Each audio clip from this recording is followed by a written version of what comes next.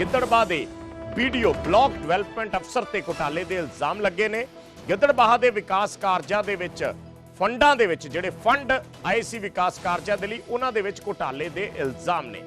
ਦਰਅਸਲ 2017-18 ਦੇ ਵਿੱਚ ਇੱਕ ਨਿਰਮਾਣ ਕਾਰਜ ਹੋਇਆ ਸੀ ਔਰ ਇਸ ਨਿਰਮਾਣ ਕਾਰਜ ਦੇ ਵਿੱਚ ਸੀਮੈਂਟ ਦੀ ਇੱਕ ਬੋਰੀ ਦੀ ਕੀਮਤ, ਸੀਮੈਂਟ ਦੇ ਇੱਕ ਗੱਟੇ ਦੀ ਕੀਮਤ 3500 ਰੁਪਏ ਲਾਈ ਗਈ ਸੀ ਔਰ 15 ਗੱਟੇ ਜਿਹੜੇ ਸੀ ਉਹ 52500 ਰੁਪਏ ਦੇ ਵਿੱਚ ਖਰੀਦੇ ਗਏ।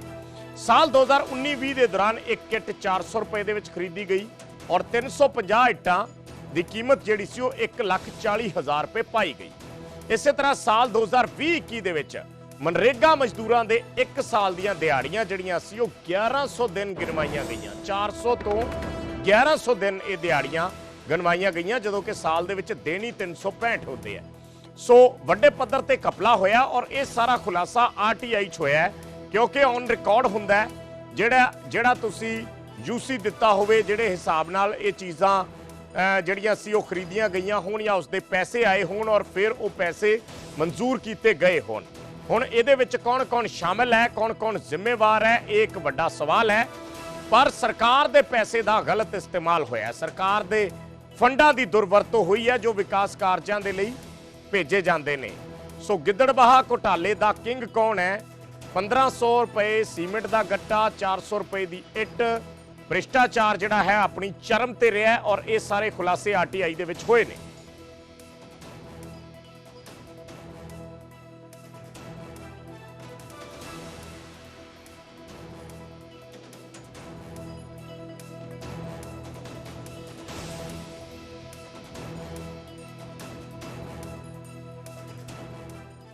ਸੋ ਗਿੱਦੜਬਾਹਾ ਤੋਂ ਅਸੀਂ ਇਹ ਖਬਰ ਦਿਖਾ ਰਹੇ ਹਾਂ।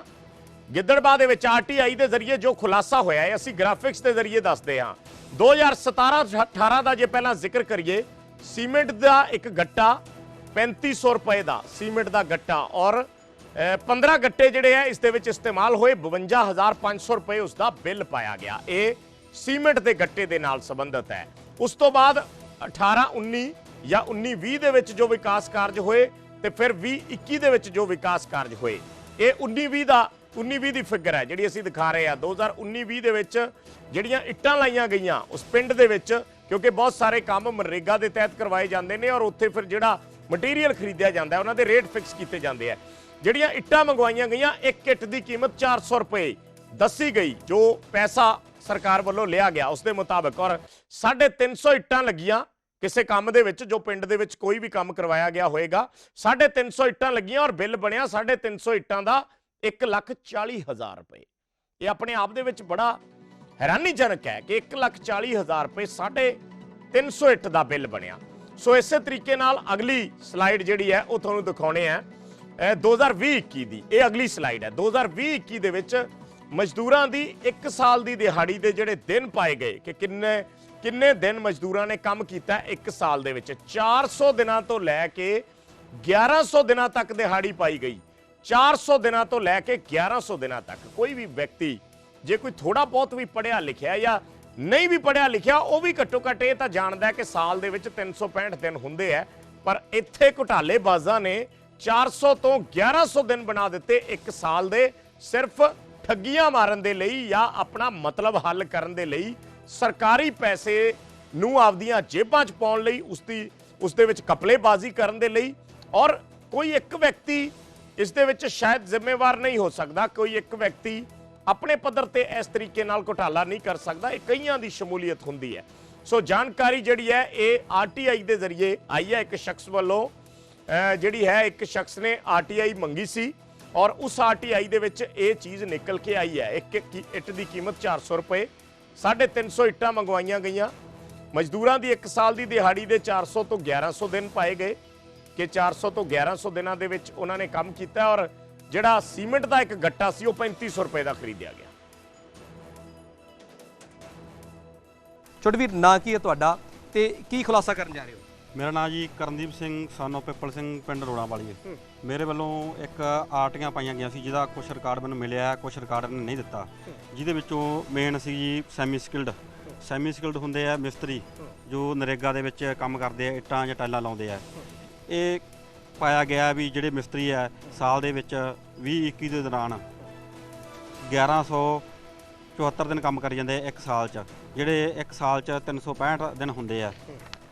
ਦੂਜਾ ਜੀ ਮਟੀਰੀਅਲ ਦੇ ਬਿੱਲ, ਮਟੀਰੀਅਲ ਦੇ ਵਿੱਚ 400 ਪਰ ਇੱਟ ਦੇ ਹਿਸਾਬ ਨਾਲ ਬਿੱਲ ਇਹਨਾਂ ਨੇ ਫੇਕ ਪਾਏ ਗਏ ਆ ਤੇ ਕਰੋੜਾਂ ਰੁਪਏ ਦਾ ਸਕੈਮ ਕੀਤਾ ਹੈ। ਮੈਂ ਮੁੱਖ ਮੰਤਰੀ ਪੰਜਾਬ ਸਰਦਾਰ ਭਗਵੰਤ ਸਿੰਘ ਮਾਨ ਨੂੰ ਬੇਨਤੀ ਕਰਦਾ, ਇਹ ਬਹੁਤ ਵੱਡਾ ਸਕੈਮ ਹੈ। ਇਹਦੀ 2010 ਤੋਂ ਲੈ ਕੇ 2023 ਤੱਕ ਨਰੇਗਾ ਦੇ ਪੂਰੇ ਰਿਕਾਰਡ ਦੀ ਜਾਂਚ ਕਰਾਈ ਜਾਵੇ। 400 ਰੁਪਏ ਇੱਟ ਦਾ ਰੇਟ ਤਾਂ ਸੁਣਿਆ ਨਹੀਂ ਕਦੇ। 400 ਰੁਪਏ ਦੇ ਹਿਸਾਬ ਨਾਲ ਤਾਂ ਪਹਿਲਾਂ ਸੈਂਕੜੇ ਇੱਟ ਮਿਲ ਜਾਂਦੀ ਸੀ, ਹੁਣ 400 ਰੁਪਏ ਇੱਕ ਇੱਟ ਦਾ ਰੇਟ ਹੈ। ਕਨਫਰਮ ਹੈ ਹਾਂਜੀ, ਹਾਂ ਕਨਫਰਮ ਹੈ ਜੀ। 400 ਰੁਪਏ ਇੱਕ ਇੱਟ ਦਾ ਰੇਟ ਹੈ। 350 ਦੀ ਕੁਆਂਟੀਟੀ ਮੰਨ ਲਾ ਟੋਟਲ ਬਣਦਾ ਜੀ 1,40,000 ਰੁਪਇਆ। ਦੂਜੇ ਪਾਸੇ ਜੀ ਸੀਮੈਂਟ ਪਾਇਆ ਇਹਨਾਂ ਨੇ 3500 ਰੁਪਏ ਦਾ ਗੱਟਾ, ਠੀਕ ਹੈ। 15 ਗੱਟਾਂ ਦੀ ਕੀਮਤ ਹੈ 52,500 ਰੁਪਏ ਇਹਨਾਂ ਨੇ ਪਾ ਛੱਡੀ ਹੈ। ਇਹ ਬਹੁਤ ਵੱਡਾ ਘੁਟਾਲਾ ਹੈ।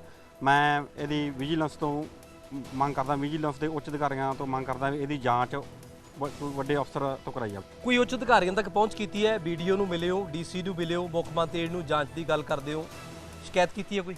ਹਾਂਜੀ, ਮੈਂ ਮੇਲਾਂ ਪਾਈਆਂ ਹੋਈਆਂ, ਰਜਿਸਟਰੀਆਂ ਵੀ ਭੇਜੀਆਂ ਸੀਗੀਆਂ ਤੇ DC ਸਾਹਿਬ ਨੂੰ ਵੀ ਮੇਲਾਂ ਪਾਈਆਂ ਹੋਈਆਂ, ADC ਸਾਹਿਬ ਨੂੰ ਵੀ, JDC ਸਾਹਿਬ ਨੂੰ ਵੀ, ਮੁੱਖ ਮੰਤਰੀ ਪੰਜਾਬ ਨੂੰ ਵੀ, SC ਕਮਿਸ਼ਨ ਦਿੱਲੀ ਨੂੰ, SC ਕਮਿਸ਼ਨ ਪੰਜਾਬ ਨੂੰ ਵੀ ਮੈਂ ਰਜਿਸਟਰੀਆਂ ਭੇਜੀਆਂ ਹੋਈਆਂ, ਮੇਲਾਂ ਪਾਈਆਂ ਹੋਈਆਂ। ਬਿਲਕੁਲ ਇਹ ਨੌਜਵਾਨ ਹੈ ਜਿਸ ਨੇ ਖੁਲਾਸਾ ਕੀਤਾ ਹੈ, RTI ਪਾਈ ਹੈ। ਇਹਦੀ ਅਸੀਂ ਪੂਰੀ ਇਨਕੁਆਇਰੀ ਕਰਾਂਗੇ, ਜੋ ਵੀ ਬੰਦੀ ਜਿਸਨੇ ਵੀ ਕੀਤੀ ਹੋਈ ਅਸੀਂ ਉਹਦੇ ਬਾਰੇ ਜਿਹੜੀ ਹੈਗੀ ਪੜਤਾਲ ਕਰਕੇ। ਸਰ 1174 ਦੇ ਕਰੀਬ ਇੱਕ ਮਿਸਤਰੀ ਕਲੇਮ ਕਰ ਰਿਹਾ ਮੈਂ ਦਿਹਾੜੀਆਂ ਲਾਈਆਂ ਨੇ ਕਹਿੰਦਾ ਜੀ। ਇਹ ਵੀ ਅਸੀਂ ਦੇਖਾਂਗੇ ਕਿ ਇਹਦੀ ਆਈਡੀ ਹੈ, ਸਾਰੀ ਪ੍ਰੋਪਰ ਜਾਣਕਾਰੀ ਲੈ ਕੇ ਜਿਹੜੀ ਵੀ ਅਸੀਂ ਬੰਦੀ ਹੋਈ ਕਾਰਵਾਈ ਦਫ਼ਤਰਾਂ ਨੂੰ ਭੇਜਾਂਗੇ ਜੀ ਲਿਖਤੀ ਸਰ ਰੂਪ ਹੋਰ 'ਚ। ਚੀਜ਼ ਸਾਹਮਣੇ ਆਈ ਹੈ, ਇੱਟ ਦਾ ਰੇਟ ਨਾਰਮਲ ਹੈ 4-5000 ਰੁਪਏ ਹੋਊਗੀ, ਪਰ ਇੱਕ ਇੱਟ ਦਾ ਰੇਟ ਹੀ ਹੈ 4000 ਰੁਪਏ ਦੀ ਕਿੱਟ ਪਾਈ ਹੋਈ ਹੈ। ਹਾਂਜੀ, ਇਹ ਅਸੀਂ ਜਾਣ ਪਛਾਣ ਕਰਾਂਗੇ ਕਿਹੜਾ ਵਰਕ ਕੋਡ ਹੈਗਾ, ਉਸ ਵਰਕ ਕੋਡ ਤੇ ਟੈਂਡਰ ਦੇਖਾਂਗੇ ਕਿਹੜੀ ਹੈ, ਵੈਂਡਰ ਕਿਹੜਾ ਹੈਗਾ ਇਹਦੇ ਵਿੱਚ, ਉਹਦੇ ਵੀ ਜਿਹੜਾ ਅਸੀਂ ਛਾਣਬੀਨ ਕਰਕੇ ਉਹਦੀ ਜੀ ਰਿਪੋਰਟ ਭੇਜਾਂਗੇ ਜੀ, ਅਸੀਂ ਡਿਸਟ੍ਰਿਕਟ ਨੂੰ ਭੇਜਾਂਗੇ। ਤਾਂ RTI ਐਕਟਿਵਿਸਟ ਕਰਮਦੀਪ ਸਿੰਘ ਵੱਲੋਂ ਇਹ ਜਾਣਕਾਰੀ ਇਕੱਤਰ ਕੀਤੀ ਗਈ ਹੈ ਜੋ ਨਿਊਜ਼ 18 ਦੇ ਨਾਲ ਉਹਨਾਂ ਵੱਲੋਂ ਸਾਂਝੀ ਕੀਤੀ ਗਈ। ਇਸ ਦੇ ਵਿੱਚ ਹਾਲਾਂਕਿ APO ਕਹਿ ਰਹੇ ਨੇ ਕਿ ਅਸੀਂ ਜਾਂਚ ਕਰਾਂਗੇ ਮਹਿਕਮੇ ਦੇ ਕਿ ਕਿਹੜੇ ਕੰਮ ਵਾਸਤੇ ਇਹ ਜਿਹੜਾ ਸਮਾਨ ਹੈ ਉਹ ਲੱਗਿਆ ਹੈ, ਕਿਹੜੇ ਕੰਮ ਵਾਸਤੇ ਸਮਾਨ ਮੰਗਾਇਆ ਗਿਆ ਸੀ, ਉਸ ਦੀ ਜਾਂਚ ਹੋਊਗੀ, ਕਿੰਨੇ ਪੈਸਿਆਂ ਦੇ ਵਿੱਚ ਇਹ ਕੰਮ ਹੋਇਆ। ਪਰ ਹੈਰਾਨੀਜਨਕ ਜਿਹੜੀ ਫਿਗਰ ਹੈ ਇਹ ਬਹੁਤ ਜ਼ਿਆਦਾ ਹੈ ਕਿ 400 ਰੁਪਏ ਦੀ ਇੱਟ, 1500 ਰੁਪਏ ਦਾ ਸੀਮੈਂਟ ਦਾ ਗੱਟਾ, ਮਨਰੇਗਾ ਦੀ ਜਿਹੜੀ ਦਿਹਾੜੀ ਸੀ ਮਜ਼ਦੂਰਾਂ ਦੀ ਉਹ 1100 ਦਿਨਾਂ ਤੱਕ ਪਹੁੰਚ ਗਈ। ਸੋ ਆਪਣੇ ਆਪ ਦੇ ਵਿੱਚ ਇਹ ਚੀਜ਼ਾਂ ਜਿਹੜੀਆਂ ਨੇ ਇਹ ਬੜੀਆਂ ਖਤਰਨਾਕ ਨੇ। ਇਹ ਕਿਸ ਤਰੀਕੇ ਨਾਲ ਇਹ ਘੁਟਾਲੇ ਹੁੰਦੇ ਨੇ, ਕਿਵੇਂ ਇਹਨਾਂ ਘੁਟਾਲਿਆਂ ਨੂੰ ਅੰਜਾਮ ਦਿੱਤਾ ਜਾਂਦਾ ਹੈ, ਇਹ ਚੀਜ਼ਾਂ ਜਿਹੜੀਆਂ ਨੇ ਇਹ ਸਵਾਲ ਖੜੇ ਕਰਦੀਆਂ ਨੇ ਕਿ ਕੱਲ ਨੂੰ ਜਦੋਂ ਅਸੀਂ ਜ਼ਿਕਰ ਕਰਦੇ ਹਾਂ ਕਿ ਪਿਛਲੇ ਸਮੇਂ ਦੇ ਵਿੱਚ ਘੁਟਾਲੇ ਹੋਏ ਤਾਂ ਫਿਰ ਉਹ ਘੁਟਾਲੇ ਜਿਹੜੇ ਸੀਗੇ ਉਹਨਾਂ ਦੇ ਲਈ ਜ਼ਿੰਮੇਵਾਰ ਕੌਣ ਹੋਇਆ। ਸੂਰਜ ਭਾਰਦਵਾਜ ਮੇਰੇ ਸਹਿਯੋਗੀ ਜਿਨ੍ਹਾਂ ਦੀ ਖਬਰ ਹੈ ਜੁੜ ਗਏ ਨੇ ਲਾਈਵ। ਸੂਰਜ, 400 ਦੀ ਇੱਟ ਹੈ, 1500 ਦਾ ਸੀਮੈਂਟ ਦਾ ਗੱਟਾ ਹੈ, ਸਾਰਾ ਕੁਝ ਦੇਖ ਲਿਆ ਤੁਸੀਂ ਆਪਣੇ ਪੱਧਰ ਤੇ ਕੀ ਹੁਣ ਤੱਕ ਆਪਣੀ ਜਿਹੜੀ ਤੁਸੀਂ as a being A reporter ਜੋ ਹੁਣ ਤੱਕ ਆਪਣੀ ਇਨਵੈਸਟੀਗੇਸ਼ਨ ਦੇ ਵਿੱਚ ਕੀ ਪਾਇਆ ਹੈ, ਕੀ ਕੋਈ ਇੱਕ ਬੰਦਾ ਜ਼ਿੰਮੇਵਾਰ ਹੋ ਸਕਦਾ ਇਹਨਾਂ ਚੀਜ਼ਾਂ ਲਈ?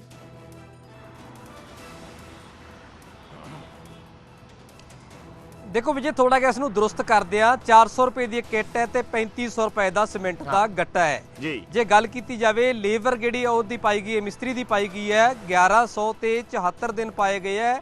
ਹਾਲਾਂਕਿ ਸਾਲ ਦੇ ਵਿੱਚ 365 ਦਿਨ ਹੁੰਦੇ ਨੇ। ਹੋਰ ਵੀ ਕਾਫੀ ਲੰਬੀ ਚੌੜੀ ਡਿਟੇਲ ਹੈ ਜਿਸ ਦਾ ਜ਼ਿਕਰ ਵੀ ਅਸੀਂ ਇਸ ਖਬਰ ਦੇ ਵਿੱਚ ਕਰਾਂਗੇ।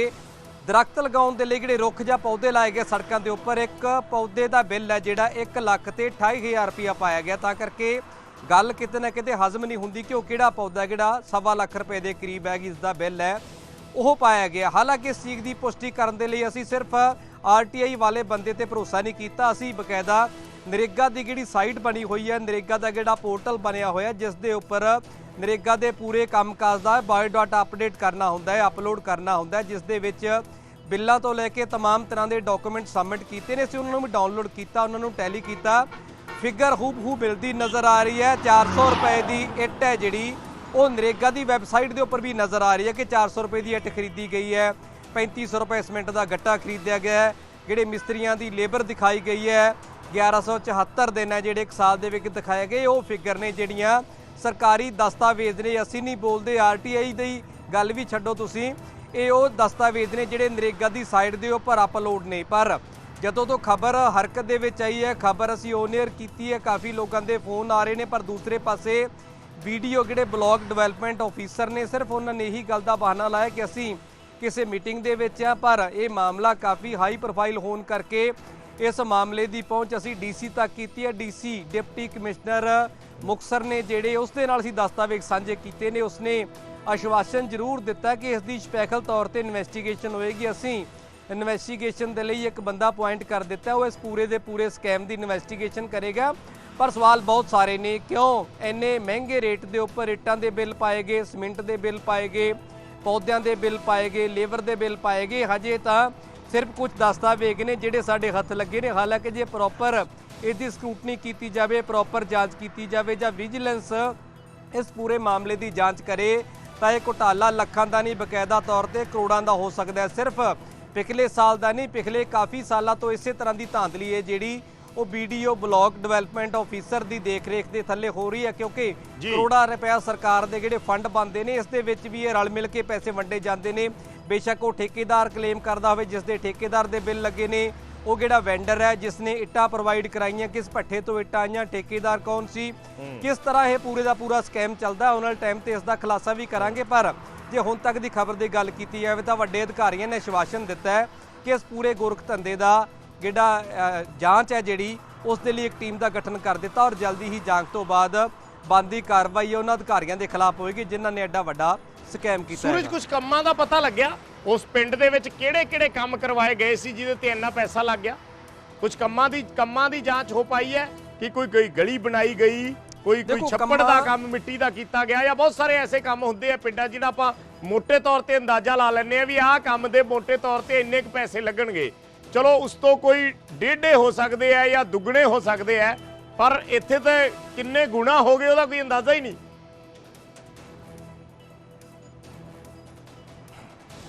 ਦੇਖੋ ਜਿਹੜੀ ਲਿਸਟ ਅਸੀਂ ਧਿਆਨ ਦੇ ਨਾਲ ਪੜ੍ਹ ਰਹੇ ਜਿਸ ਦੇ ਵਿੱਚ ਇੱਟਾਂ ਦੇ ਬਿੱਲ ਨੇ, ਕੋਈ ਸੁਹਾਗ ਪਿੰਡ ਦਾ ਹੈ, ਕੋਈ ਰਖਾਲੇ ਪਿੰਡ ਦਾ ਹੈ, ਕੋਈ ਗਿੱਦੜਬਾਹ ਦੇ ਨਾਲ ਪਿੰਡ ਦਾ ਹੈ, ਕੋਈ ਸਕੂਲ ਦੀ ਫਿਰਨੀ ਬਣਦੀ ਹੈ, ਕਈ ਪਿੰਡਾਂ ਦੇ ਵਿੱਚ ਦਰਖਤ ਲੱਗੇ ਨੇ। ਸਭ ਤੋਂ ਵੱਡਾ ਸਕੈਮ ਜੇ ਗਿੱਦੜਬਾਹ ਦੀ ਗੱਲ ਕੀਤੀ ਜਾਵੇ ਇੱਥੇ ਹੋਇਆ ਇੰਟਰਲੋਕ ਟੈਲਾਂ ਦਾ, ਜਿਹੜੇ ਹੋਰ ਸ਼ਹਿਰਾਂ ਦੇ ਵਿੱਚ ਵੀ ਹੋਇਆ। ਇੰਟਰਲੋਕ ਟੈਲਾਂ ਦੇ ਜਿਹੜੇ ਬਿੱਲ ਨੇ ਉਹ ਵੀ ਵਿਜੇ 9 ਰੁਪਏ ਤੋਂ ਸਟਾਰਟ ਹੋ ਜਾਂਦੇ ਨੇ ਤੇ ਹਾਈਐਸਟ ਰੇਟ ਹੈ 15-15 18-18 ਰੁਪਏ ਇੰਟਰਲੋਕ ਟੈਲਾਂ ਦੇ ਬਿੱਲ ਪਾਏ ਗਏ ਨੇ। ਹਾਲਾਂਕਿ ਉਹ ਇਸ ਜਾਂਚ ਦਾ ਵਿਸ਼ਾ ਨਹੀਂ ਹੈ, ਉਹ ਵੱਖਰਾ ਵਿਸ਼ਾ ਹੈ, ਪਰ ਉਹ ਵੀ ਕੁਝ ਦਸਤਾਵੇਜ਼ ਸਾਡੇ ਹੱਥ ਲੱਗੇ ਨੇ ਜਿਸ ਦੇ ਵਿੱਚ ਇੰਟਰਲੋਕ ਟੈਲਾਂ ਨੇ ਜਿਹੜੀਆਂ ਉਹ ਵੀ ਉਸ ਟਾਈਮ ਤੇ ਚਹੇਤੇ ਬੰਦਿਆਂ ਦੇ ਆਪਦੇ ਜਿਹੜੇ ਲੋਕ ਸੀ ਉਹਨਾਂ ਨੂੰ ਫਾਇਦਾ ਦੇਣ ਦੀ ਕੋਸ਼ਿਸ਼ ਕੀਤੀ। ਚਹੇਤੇ ਬੰਦਿਆਂ ਨੇ ਆਪਦੀਆਂ ਫੈਕਟਰੀਆਂ ਖੋਲ੍ਹੀਆਂ ਤੇ ਕਿਵੇਂ ਧੜਾਧੜ ਗਿੱਦੜਬਾਹ ਦੇ ਵਿੱਚ ਇੰਟਰਲੋਕ ਟੈਲਾਂ ਲੱਗੀਆਂ ਨੇ ਉਹ ਵੀ ਕਿਸੇ ਤੋਂ ਛੁਪਿਆ ਨਹੀਂ ਹੈ। ਪਰ ਨਰੇਗਾ ਦੇ ਅੰਦਰ ਜਿਹੜਾ ਕੰਮ ਹੋਇਆ, ਜਿਹੜੀਆਂ ਉਹਨਾਂ ਲੋਕਾਂ ਦੀਆਂ ਦਿਹਾੜੀਆਂ ਲੱਗੀਆਂ ਨੇ, ਹਾਲਾਂਕਿ ਜਿਹੜੇ ਮਿਸਤਰੀ ਨੇ ਕੰਮ ਕੀਤਾ ਹੈ, ਜਿਹੜੇ ਮਿਸਤਰੀ ਦਾ ਨਾਮ ਇਸ ਲਿਸਟ ਦੇ ਵਿੱਚ ਹੈ, ਉਹਨਾਂ ਵਿਚਾਰਿਆਂ ਨੂੰ ਦਿਹਾੜੀਆਂ ਉਹੀ ਮਿਲੀਆਂ ਨੇ ਜਿਹੜੀਆਂ ਦਿਹਾੜੀਆਂ ਉਹਨਾਂ ਨੇ ਕੰਮ ਕੀਤਾ। ਪਰ ਦੂਸਰੇ ਪਾਸੇ ਜਿਹੜੇ ਐਡੇ ਵੱਡੇ ਬਿੱਲ ਪਾਏ ਗਏ ਨੇ 1174 ਦੇ ਕਰੀਬ ਜਿਹੜੇ ਦਿਨ ਗਿਣੇ ਗਏ ਨੇ, ਉਹਨਾਂ ਦੇ ਪੈਸੇ ਆਖਿਰਕਾਰ ਕਿਹਦੀ ਜੇਬ ਦੇ ਵਿੱਚ ਗਏ ਨੇ ਇਸ ਦੀ ਜਾਂਚ ਕਰਨੀ ਤਾਂ ਵਿਜੇ ਬਣਦੀ ਹੈ। ਪਰ ਇਹ ਕੁਝ ਹੀ ਦਸਤਾਵੇਜ਼ ਨੇ ਜਿਹੜੇ ਸਾਡੇ ਨਾਲ ਉਸ ਆਦਮੀ ਨੇ ਸਾਂਝੇ ਕੀਤੇ ਨੇ। ਬਕਾਇਦਾ ਤੌਰ ਤੇ ਅਸੀਂ ਇਸ ਦੀ ਜਿਹੜੀ ਜਾਂਚ ਹੈ ਉਹ ਜਿਹੜੀ ਸਰਕਾਰੀ ਸਾਈਟ ਬਣੀ ਹੋਈ ਹੈ ਉਸ ਦੇ ਉੱਪਰ ਅਸੀਂ ਜਿਹੜੇ ਅਪਲੋਡ ਕੀਤੇ ਦਸਤਾਵੇਜ਼ ਦਾ ਮਿਲਾਨ ਕੀਤਾ ਹੈ, ਉਹ ਹੂਬਹੂ ਉਸੇ ਤਰ੍ਹਾਂ ਦੇ ਬਿੱਲ ਨੇ ਜਿਹੜੇ ਕਲੇਮ ਕੀਤੇ ਜਾ ਰਹੇ ਨੇ। ਪਰ ਆਪਣੇ ਆਪ ਦੇ ਸਵਾਲ ਬਹੁਤ ਸਾਰੇ ਖੜੇ ਹੋ ਰਹੇ ਨੇ, ਕਿਉਂ ਇਸ ਤਰ੍ਹਾਂ ਦੇ ਸਕੈਮ ਹੈ ਜਿਹੜੇ ਇਹ ਛੋਟੀਆਂ ਮੰਡੀਆਂ 'ਚ ਹੋ ਰਹੇ ਨੇ, ਚਾਹੇ ਉਹ ਇੰਟਰਲੋਕ ਟੈਲਾਂ ਦਾ ਘੁਟਾਲਾ ਹੋਵੇ ਜਾਂ ਮਨਰੇਗਾ ਨੂੰ ਲੈ ਕੇ ਜਿਹੜੇ ਕੰਮਕਾਜ ਹੋਏ ਨੇ, ਦਿਹਾੜੀਆਂ ਮਿਸਤਰੀਆਂ ਦੀਆਂ ਪਈਆਂ ਨੇ, ਸੀਮੈਂਟ ਦੀਆਂ ਬੋਰੀਆਂ ਲੱਗੀਆਂ ਨੇ, ਕਿਤੇ ਨਾ ਕਿਤੇ ਜਾ ਕੇ ਇਹਦੇ ਰੇਟ ਨੇ ਜਿਹੜੇ ਉਹ ਜ਼ੁਬਾਨ ਨੂੰ ਜਾਂ ਹਲਕ ਦੇ ਨੀਚੇ ਉਤਰਦੇ ਨਜ਼ਰ ਨਹੀਂ ਆ ਰਹੇ। ਠੀਕ ਹੈ, ਧੰਨਵਾਦ ਸੂਰਜ, ਸ਼ੁਕਰੀਆ ਇਸ ਪੂਰੀ ਜਾਣਕਾਰੀ ਦੇ ਲਈ। ਤਾਂ ਸੂਰਜ ਭਾਰਦਵਾਜ ਸਾਡੇ ਸਹਿਯੋਗੀ ਸੂਰਜ ਭਾਨ ਜਿਹੜੇ ਇਹ ਇਨਫੋਰਮੇਸ਼ਨ ਬਾਹਰ ਲੈ ਕੇ ਆਏ ਨੇ, ਜੋ RTI ਦੇ ਥਰੂ ਇਨਫੋਰਮੇਸ਼ਨ ਆਈ ਔਰ ਫਿਰ ਉਸ RTI ਐਕਟਿਵਿਸਟ ਨੇ ਸੂਰਜ ਦੇ ਨਾਲ ਸੰਪਰਕ ਕੀਤਾ ਔਰ ਫਿਰ ਇਹ ਖਬਰ ਅਸੀਂ ਦਰਸ਼ਕਾਂ ਤੱਕ ਪਹੁੰਚਾ ਸਕੇ ਕਿ ਇਸ ਤਰੀਕੇ ਦੇ ਨੇ। ਹੋਰ ਪਤਾ ਨਹੀਂ ਕਿੰਨੇ ਘੁਟਾਲੇ ਹੋਣਗੇ ਜਾਂ ਕਿੰਨੀਆਂ ਥਾਵਾਂ ਤੇ ਕਿੰਨੇ ਬਿੱਲ ਪਾਏ ਗਏ ਹੋਣਗੇ। ਇਹ ਤੇ ਇੱਕ ਜਗ੍ਹਾ ਦੀ RTI ਬਿਆਨ ਕਰਦੀ ਹੈ ਕਿ ਇਸ ਤਰੀਕੇ ਨਾਲ ਸਰਕਾਰੀ ਪੈਸੇ ਨੂੰ ਹਜਮ ਕੀਤਾ ਜਾਂਦਾ ਰਿਹਾ। ਹੁਣ ਇਹ ਜਾਂਚ ਦਾ ਵਿਸ਼ਾ ਹੈ ਕਿ ਕੌਣ ਕਿਸ ਨੇ ਕਿੰਨੇ ਖਾਧੇ ਜਾਂ ਕੌਣ ਇਸ ਦੇ ਵਿੱਚ ਇਨਵੋਲਵ ਹੈ। ਸਾਡਾ ਕੰਮ ਜਿਹੜਾ ਹੈ ਇੱਕ ਫੈਕਟ ਲਿਆ ਕੇ, ਇੱਕ ਤੱਥ ਲਿਆ ਕੇ ਨਿਊਜ਼ 18 ਤੇ ਲੋਕਾਂ ਦੇ ਸਾਹਮਣੇ ਰੱਖਣਾ ਹੈ, ਸਰਕਾਰਾਂ ਦੇ ਸਾਹਮਣੇ ਰੱਖਣਾ ਹੈ ਕਿ ਇਸ ਤਰੀਕੇ ਨਾਲ ਘਪਲੇਬਾਜ਼ੀ ਘੁਟਾਲੇਬਾਜ਼ੀ ਹੁੰਦੀ ਰਹੀ ਹੈ। ਅੱਗੇ ਹੁਣ ਸਰਕਾਰਾਂ ਦੇ ਪਾਲੇ 'ਚ ਗੇਂਦ ਹੈ ਕਿ ਕਿਸ ਤਰੀਕੇ ਨਾਲ ਇਸ ਦੀ ਜਾਂਚ ਕਰਦੀਆਂ।